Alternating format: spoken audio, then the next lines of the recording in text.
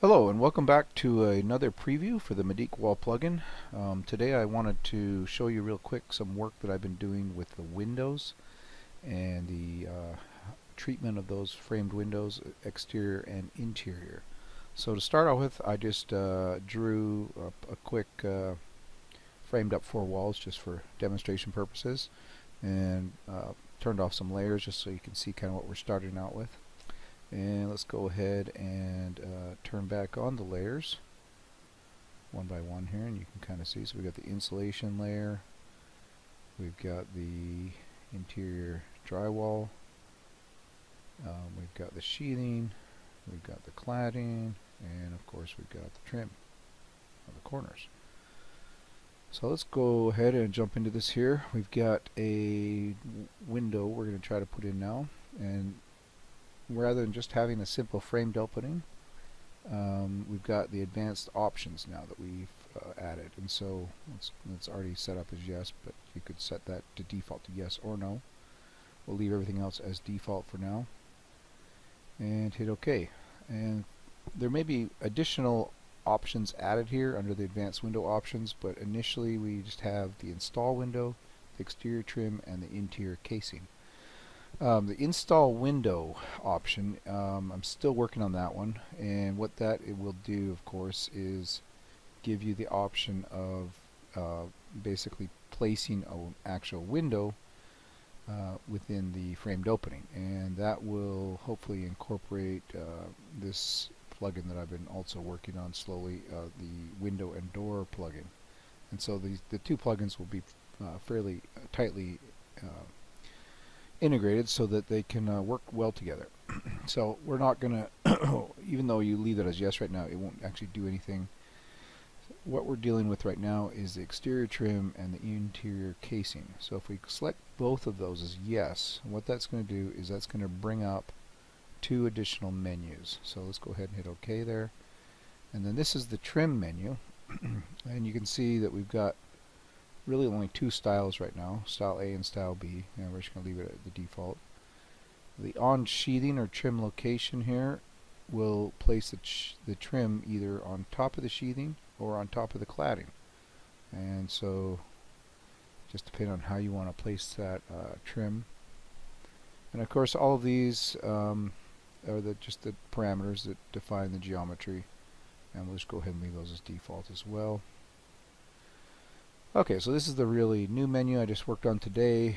We've got the casing, and we've got A and B as well, and the style B, I'm not going to demonstrate that yet, but basically all that's going to do is provide you with a stool and an apron, and then the rest of around the window will be drywalled in. But we'll start with the style A, which is kind of the more I guess elaborate, in my opinion, or expensive method.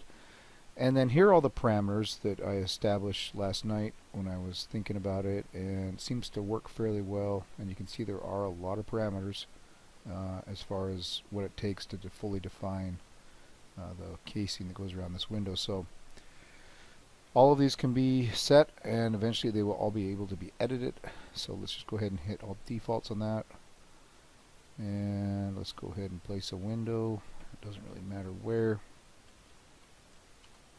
Okay, and then let's go ahead and put one over here, and let's just throw another one right here. Alright, and as you can tell, I changed the color of the casing to whatever, you can set that material color to whatever you like, or change the texture, do whatever you want with that. But these all these materials can be modified.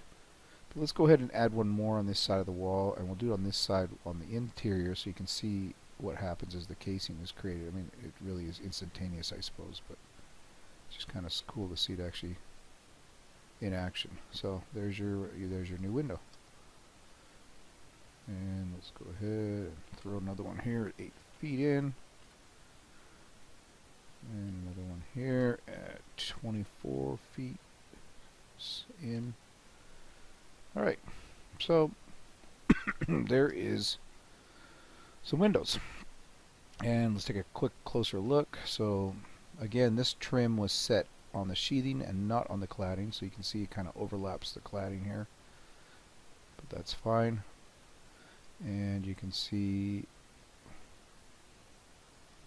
the cladding, of course I kind of demonstrated that about a day ago, but let's take a look at this casing now. So we've got the Style A casing, and what that gives you is a stool and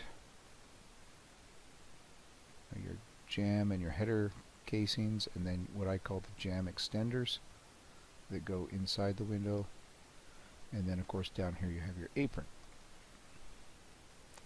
And so all of those parameters define the geometry of these. And you might notice the default parameter for the shims, or I guess it's a shims, is a 1/4 inch. So you can see there's a gap in between this jamb extender and the actual rough opening. That's a 1/4 inch gap on the top and the sides. The stool is sitting right on the rough opening. I figured that makes the most sense, but you know, if somebody wants to change that up, we can always do that. So, and then basically this, what I call the jamb extension depth. Right now, you know, you set that by a parameter, but ultimately, when I add in the window plugin, then we will have that so it drives that jamb depth, so it, you know, brings it to the right depth in there and butts right up against the window itself. So everything is a nice clean installation. So in a nutshell, that's kind of what we have for the window casing on the interior side. Again, we'll probably, there's always room to add more styles of casing. This is just one. The other style I'm thinking of doing, like I said, basically, let's kind of show you what I've got in mind. You know, basically these go away, and you're essentially left with a stool.